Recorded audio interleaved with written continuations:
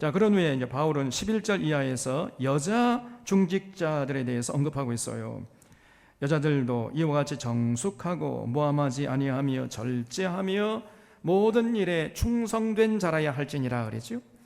여기서 말하는 여자들은 오늘날 한국교회에서는 권사를 말하겠지요. 그러니까 권사는 먼저 정숙해야 합니다. 이 정숙의 할란 말은 아까 남자 집사의 정중이란 말과 똑같은 단어인데 셈노스란 똑같은 단어를 사용하고 있어요. 그래서 여러분, 권사감으로는 좀 존경할 만한 무엇이 있어야 되고 세상과 구별되는 거룩한 모습, 좀 이런 분별하는 이런 모습이 좀 있어야 돼요. 권사가 말을 함부로 하거나 쉽게 짜증을 내거나 토라지거나 그저 말을 함부로 하고 여기 가서 이 말하고 저기 저 말하고 뭐 이렇게 하는 사람 권사가 되면 곤란합니다. 그래서 권사는 좀 정숙해야 돼요. 셈노스, 좀 존경할 만하고 좀 세상과 구별되는 어떤 좀 모습이 있어야 된다 그 말이에요. 그래서 말과 행동에 생명의 향기가 나야 하는 거지요. 그리고 모함하지 아니하며 그랬죠. 그리고 절제하며 그랬죠. 절제. 그래서 자신의 감정과 말을 스스로 통제할 수 있어야 됩니다. 좀 과묵해야 돼요. 입이 무거우면서 자기 맡은 말을 충성스럽게 해낼 줄 아는 이런 믿음직스러운 이런 여성이 권사감이죠. 12절에 집사들은 한 아내의 남편이 되어 자녀와 자기 집을 잘 다스리는 자일지니 집사의 직분을 잘한 자들은 아름다운 지위와 그리스도 예수 안에 있는 믿음에 큰 담력을 얻느니라 그랬죠. 이렇게 교회의 중직의 직분을 잘 감당하는 자들은 참으로 복된 자들입니다. 그러나 그 교회 직분을 잘못 감당하면은 이거는 그 사람에게 또 그 교회에게 큰 화가 되는 거예요. 그래서 사실 교회 직분은 양날의 칼이에요. 잘 감당하면 큰 복이 되지만 잘못 감당하면 이것처럼 큰 저주도 없는 거예요. 이게 우리가 깨달아야 할 깨달음 중에 가장 중요한 것은요, 교회가 중요하고 교회의 직분이 중요하다는 것입니다. 이 깨달음이야말로 아무리 강조해도 지나치진 않아요. 이 깨달음을 소유한 자와 그렇지 못한 자의 삶은 하늘과 땅만큼 차이가 나는 것입니다. 왜 그래요? 우리 하나님의 마음과 하나님의 뜻은 온통 교회를 건강하게 세우는 데 가 있어요. 하나님에게 교회가 중요한 것입니다. 하나님은 교회를 중시하고 교회를 위해 헌신하는 자들을 귀하게 여기시고 그들과 함께 하시는 거예요. 이 광대무비한 우주 만물을 창조하시고 통치하시는 하나님이 창세전에 교회를 세우기로 예정하셨다고 그랬잖아요. 에베소에서 살펴봤죠. 여호와 하나님의 궁극적인 목적이 뭐냐? 교회를 세운다는 거예요. 교회. 그래서 이스라엘 백성들을 출애굽시키고 구약시대의 예언자들을 쉬지 않고 보내시고 목이 쉬도록 외치게 하신 그 궁극적인 목적이 뭐냐? 그 궁극적인 목적이 달성되지 않으니까 마침내 독생자 예수 그리스도께서 이 땅에 오셔가지고 십자가에 죽으면서까지 이루려고 했던 그 궁극적인 목적이 뭐냐는 거예요. 그게 바로 교회입니다.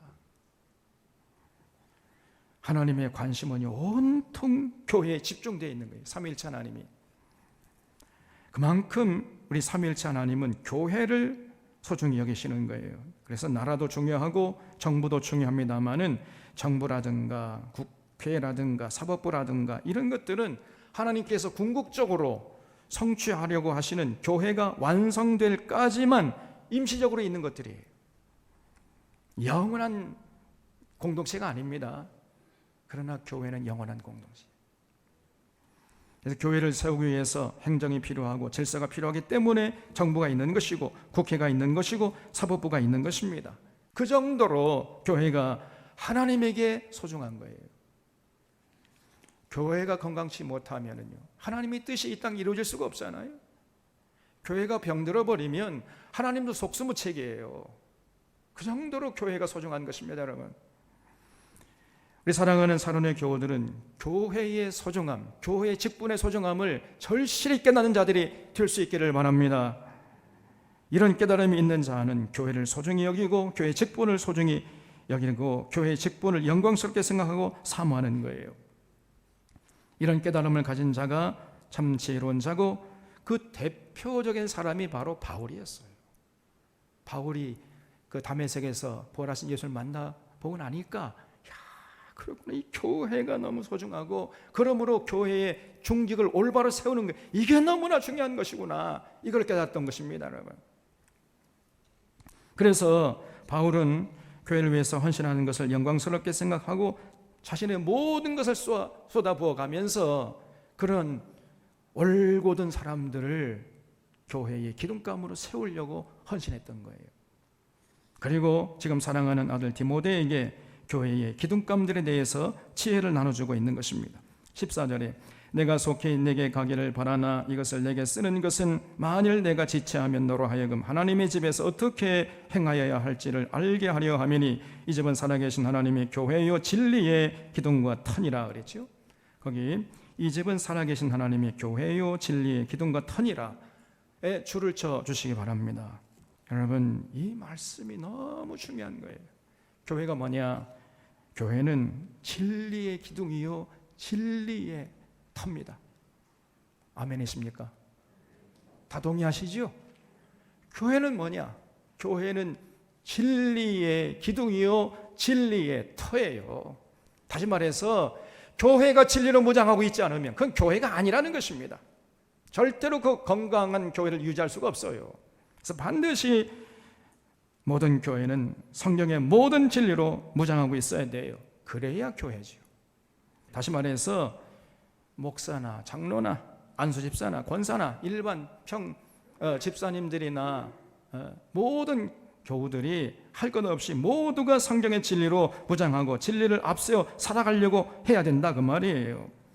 그럴 때만이 교회가 영적 싸움에서 승리하고 교회의 거룩성을 지켜나갈 수가 있는 것입니다. 그래서 제가 우리 교회당 이 돌비에, 저희 교회당 들어보면 큰 돌비 우리 이강욱 집사님이 기증하셨잖아요. 거기다가 그냥 제가 그냥 돌에 새겨놔 버렸어요. 아무리 세월이 가도 지워지지 않도록 이 구절, 이 집은 살아계신 하나님의 교회요 진리의 기둥과 터니라. 요즘 나가서 한번 읽어보세요. 제가 명료하게 기록해놨다니까, 새겨놨어요. 아무리 세월이 흘러도 지워지지 않도록 그냥 돌비에 세웠습니다. 여러분, 진리로 무장해야 됩니다. 교회는 진리로 무장하려고 애를 써야 돼요. 여러분들이, 모든 교인들이 목사님에게 우리에게 성경의 모든 진리를 좀 가르쳐 주십시오 요구할 수 있어야 돼요. 그런 모습이 교회의 건강성을 유지하는 비결이라는 것을 잊지 마시기 바랍니다. 16절에 그도다 경건의 비밀이여 그렇지 않다 하는 이 없도다. 그는 육신으로 나타난 바 되시고 영으로 의롭다 하심을 받으시고 천사들에게 보이시고 만국에서 전파되시고 세상에서 믿음 바 되시고 영광 가운데서 올려지셨느니라 그랬죠. 그래서 이런 예수님 사랑하고 예수님의 몸된 교회를 사랑하고 헌신하는 자들은 진실로 복된 자고 영생을 맛보고 누리다가 영원한 천국의 주인공이 되는 거지요.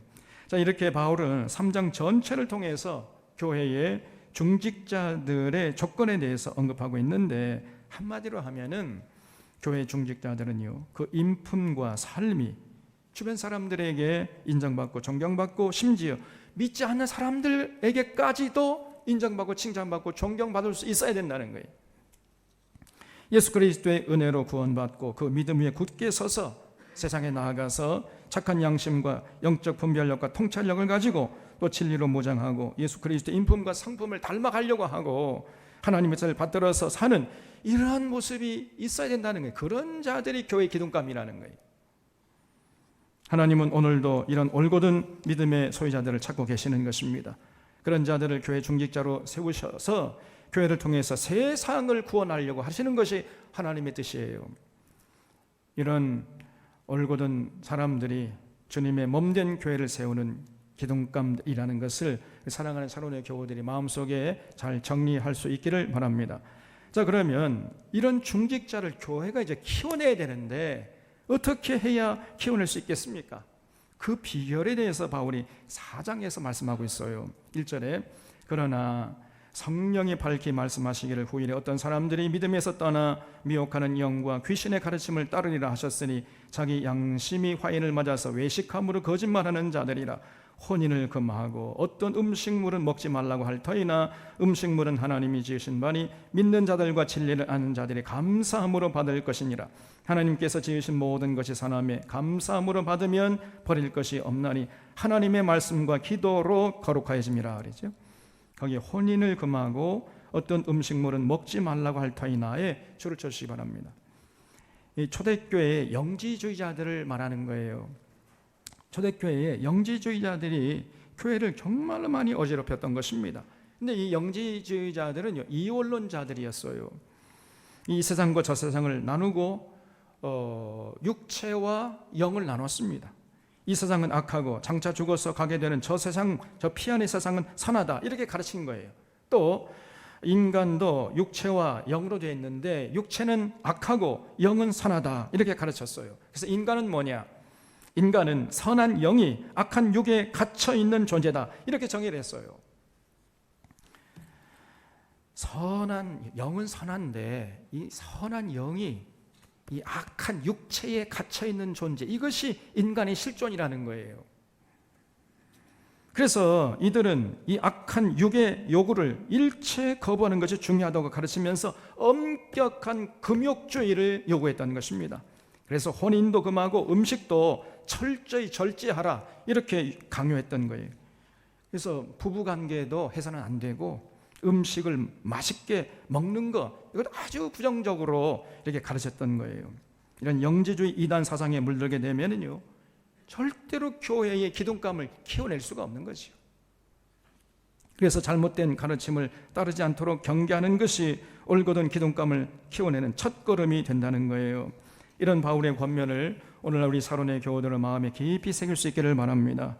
오늘날 한국교회 안에는요, 초대교회와는 비교 없을 정도로 잘못된 사상, 잘못된 가르침을 가르치는 이런 거짓된 자들이 많습니다.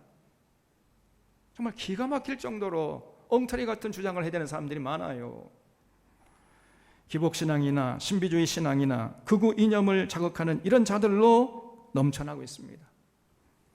이런 거짓된 자들의 잘못된 사상에 물들지 않는 것이 정말로 중요한 것이에요. 그러나 잘못된 사상에 물들지 않는 것으로 그친다면은 교회의 기둥감을 키워내지 못합니다. 그래서 거짓된 자들의 잘못된 사상을 따르지 않는 것에서 그치는 것이 아니고 나아가서 적극적으로 해야 할 일이 있어요. 그게 뭐겠어요? 바울은 6절에서 권면하기를 내가 이것으로 형제를 깨우치면 그리스도 예수의 좋은 일꾼이 되어 믿음의 말씀과 네가 따르는 좋은 교훈으로 양육을 받으리라.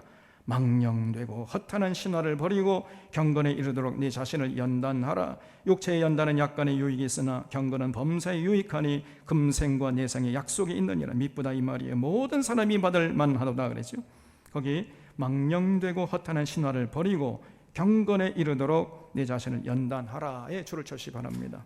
여기에 교회의 기둥감을 키워내는 비결이 있다는 거예요. 여러분, 우리가 이 땅에서 하나님의 거룩한 도구로 쓰임받을 수 있는 비결이 뭐냐? 망령되고 허탄한 신화를 버리고 끊임없이 경건의 연습을 통해서 자신을 연단하는 것이에요. 육체의 연습은 약간의 유익이 있지만 경건의 연습은 범사의 유익이 많은 것입니다.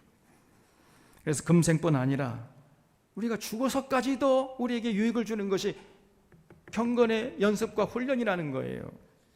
우리 모두에게는 경건의 연습이 필요합니다. 하나님께 귀하게 쓰임받기를 원하는 자일수록 더욱더 경건의 연습과 훈련이 필요해요. 자, 그러면은 구체적으로 경건의 연습과 훈련이 뭐겠어요? 궁금해요, 안 해요? 궁금하면 500원. 궁금할 때는 어떻게 하면 된다 그랬어요? 그 다음을 읽어보면 된다 그랬잖아요. 12절에 누구든지 내 연소함을 업신여기지 못하게 하고 오직 말과 행실과 사랑과 믿음과 정절에 있어서 믿는 자에게 본이 되어 내가 이를 때까지 읽는 것과 권하는 것과 가르치는 것에 전념하라. 이것이 비결이에요. 내 속에 있는 은사 곧 장로의 회에서 안수받을 때 예언을 통하여 받은 것을 가볍게 여기지 말고 이 모든 일에 전심전력하여 너희 성숙함을 모든 사람에게 나타나게 하라. 내가 내 자신과 가르침을 살피어 이 일을 계속하라. 이 일을 행함으로 내 자신과 내게 듣는 자를 구원하리라 그랬죠. 거기 읽는 것과 권하는 것과 가르치는 것에 전념하라. 여기 줄쳐주시기 바랍니다. 우리들이 하나님께 귀하게 쓰임 받으려면요, 반드시 이 세 가지를 해야 돼요. 첫째, 여러분 책을 가까이 해야 됩니다. 책 중에 책이 뭐죠? 성경책이죠. 그래서 패트릭 헨리라는 사람이 성경책은 지금까지 인류가 발행한 모든 책의 가치를 전부 합한 것보다 더 크다, 이렇게 얘기를 했어요. 성경책의 가치가 지금까지 인류가 발행한 모든 책의 가치보다 더 크다. 이 정도로 여러분 성경이 귀중한 책입니다. 그래서 책 중에 책인 성경책을 끊임없이 읽고 묵상해야 돼요. 이것이 경건의 연습과 훈련입니다. 그리고 거기서 그치는 것이 아니고 또 일반 사회 과학 서적들 읽으면서 세상 돌아가는 이치를 살피고 하나님의 뜻을 구하는 일에 힘써야 됩니다. 그리고 읽기만 하고 그치면 안 돼요. 읽은 다음에는 반드시 어떻게 해야 돼요? 함께 나눠야 됩니다. 나누는 사람이 있어야 돼요. 읽기만 하고 나눔이 없으면은 금방 그 깨달은 것들이 사라져버려요. 나눌 때에 이제 내 인격 속에 쌓이게 되는 겁니다. 그래서 읽는 시간을 통해 깨달은 깨달음을 이웃과 함께 반드시 나누는 시간이 필요해요. 독서 동아리가 교회 안에 반드시 필요한 것입니다. 그래서 제가 종종 독서 모임 했잖아요. 이 일종의 경건의 연습과 훈련이에요. 이게. 근데 참여한 사람들이 그리 많지는 않아요. 참 안타까운 것입니다, 여러분. 그래서 앞으로도 계속 할 텐데 그때마다 관심 가지시고 여러분 참여해 주시기를 바랍니다. 그리고 제가 좋은 책들 다 저기 사놨잖아요. 여러분 좀 책을 관심을 읽으세요. 성경책도 읽어야 되고, 그리고 정말 굉장히 양서들은 이 사회과학 서적들을 읽으셔야 됩니다. 그래야 세상 보는 안목이 열리고, 그럴 때 여러분 경건의 연습이 돼가지고 하나님의 집에 심겨진 그런 종려나무 같은 이런 멋진 인생이 되는 거죠. 기둥감이 되는 것입니다. 그런 사람이. 우리 사랑하는 교우들은 읽고 나누는 것이야말로 경건의 연습의 핵심임을 잊지 마시기를 바랍니다. 둘째는 권하는 모습을 잃지 말아야 돼요. 어렵고 힘들고 고통받는 교우들이나 이웃들을 찾아가서 상담하고 위로하고 격려하는 이런 모습을 잃지 말아야 됩니다. 이때 단 지혜가 필요해요. 지혜. 욥의 세 친구들이 고통당하는 욥에게 찾아와서 위로한답시고 권면한답시고 권면했는데, 그러면 그럴수록 욥은 위로받는 것이 아니라 더욱 고통의 구렁텅이로 빠져들었지요. 왜 그래요? 함부로 권하기 때문에 그래요. 함부로 자기들의 잣대를 들이대면서 욥을 판단하고 해결책을 제시한답시고 하는데, 그러면 그럴수록 욥은 더 그 고통의 구렁이 질곡으로 빠져들어갔던 것입니다. 그래서 이렇게 함부로 자기 입장에 서가지고 잣대를 들이대면서 판단하고 해결책을 제시하고 이런 식으로 권면하면 안 됩니다. 권면할 때에는 자신의 입장에서가 아니고 고통당하는 교인의 입장에 서봐야 돼. 그 교인의 고통이 내 고통이 될 때까지 입을 좀 다무세요. 충분한 공감대를 형성하면서 조심스럽게 권해야 하는 것입니다. 함부로 자기 식대로 판단하고 권하게 되면은 고통당하는 이웃이 더 고통스러워한다는 것을 우리 사랑하는 사랑의 교우들은 잊지 마시기를 바랍니다. 그래서 권면하는 것이야말로 정말로 경건의 연습과 훈련의 핵심 중에 핵심인 것이에요. 또 세 번째는 가르치는 일에 힘써야 된다 그랬어요. 성경을 가르치고 영적 세계에 대해서 가르치고 세상 돌아가는 이치를 밝히 알고 가르치는 일에 힘써야 됩니다. 그래서 가르치는 일이 제가 늘 얘기하는 게 뭡니까? 배우는 일이라 그랬죠. 가르치는 것은 다름이 아니라 배우는 거예요. 가르쳐야 자기가 전하는 그 진리가 얼마나 복된 것이고 가치 있는 것이란 뼈저리게 느끼게 됩니다. 그래서 가르쳐 보면요, 배우는 사람보다 훨씬 더 은혜와 진리가 넘쳐나는 거예요. 누구나 가르쳐 보면요, 제 말이 허튼 얘기가 아니구나 하는 걸 알게 될 것입니다. 그래서 가르치는 일이 굉장히 중요한 경건의 연습이 되는 거예요. 가르치는 것은 절대로 목회자의 전유물이 아닙니다. 평소에 여러분들이 하셔야 돼. 여러분들이 소그룹에서 셀장이나 남녀 선교회장이나 상비부에서 이렇게 이제 소그룹에서 가르치다 보면은 자연스럽게 그럼 자기도 모르는 사이에 교회의 기둥감으로 세워져 가는 것이고 하나님 나라의 궁정에 심기한 종려나무가 백향목같이 되는 것입니다. 이렇게 읽고 권하고 가르치는 것, 이게 바로 경건의 연습이에요. 이런 경건의 연습은 아무리 강조해도 지나치지 않습니다. 그래서 경건의 연습 없이 하나님 나라의 기둥감이 세워질 수가 없어요. 그런데 우리가 반드시 기억해야 할 것은 제가 좀 전에 말씀드린 이 세 가지 공통점이 뭐예요? 혼자 할 수 없다는 것입니다. 혼자 할 수 없. 경건의 연습은 절대로 혼자 할 수가 없어요. 읽는 것도 그렇고 권하는 것도 그렇고 가르치는 것도 혼자 할 수 없잖아요. 경건의 연습은 인간관계 속에서 끊임없이 부딪히면서 고민하면서 시행착오를 겪으면서 되어지는 것입니다. 삶의 현장을 떠난 경건의 연습은 무가치하고 무용지물이에요. 그거는 삶의 현장에서 이웃과 함께하는 경건의 연습만이 진실로 하나님의 사람들을 하나님의 궁전의 기둥감으로 세워져 가는 것입니다. 이걸 잊지 마셔야 돼요. 그래서 읽고 권하고 가르치는 경건의 연습, 결코 게을리해서는요 교회 중직자가 세워질 수 없습니다. 세워진다 할지라도 중직을 제대로 감당할 수가 없어요. 교회의 중직은 귀한 직분입니다마는, 그러나 그 직분을 감당하는 길은 십자가의 길이라는 사실을 잊지 마셔야 돼요. 그러나 거기에 생명이 있고 영생이 있습니다. 그 길이 복된 길이고 천국 길임을 우리 사랑하는 사랑의 교우들은 잊지 마시기를 바랍니다. 아무쪼록 우리 교회는 하나님 주시는 직분을 사모하고 그 거룩한 직분을 잘 감당해서 하나님께 영광 돌리고 하나님 주시는 모든 복을 받아 누리는 이러한 정말로 하나님께서 찾으시는 기둥감들로 넘쳐날 수 있기를 바랍니다.